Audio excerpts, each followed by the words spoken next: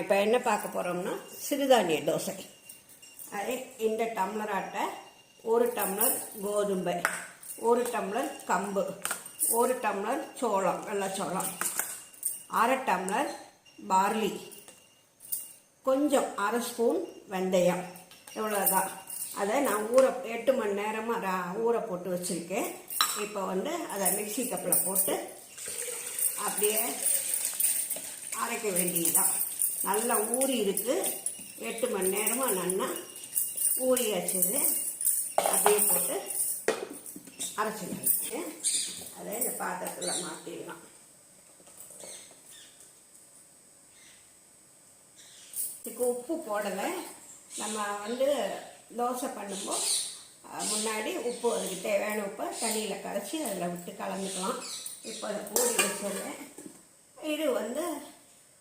இது ஒரு 8 மணி நேரம் கழிஞ்சு தான் பண்ணணும்.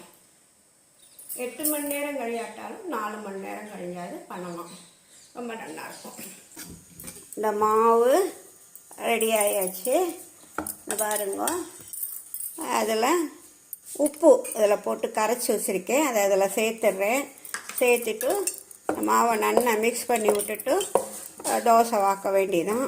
இப்போ தோசை வாப்போம். நான் மிக்ஸ் ஆயாச்சு. தோசைலாம் கொஞ்சமாக எண்ணெயை விட்டு தோசைக்கல்ல நல்லா தேய்க்கணும்.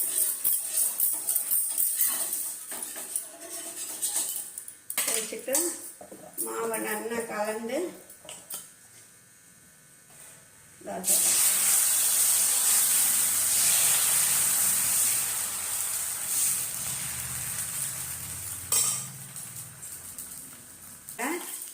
எண்ணெய் போட்டுக்கலாம். எண்ணெய் போட்டுட்டு திருப்பி போடுவோம்.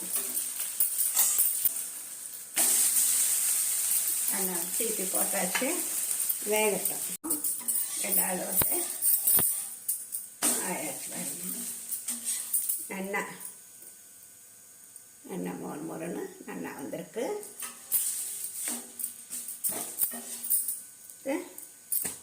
ஆயாச்சு 2 தோசை.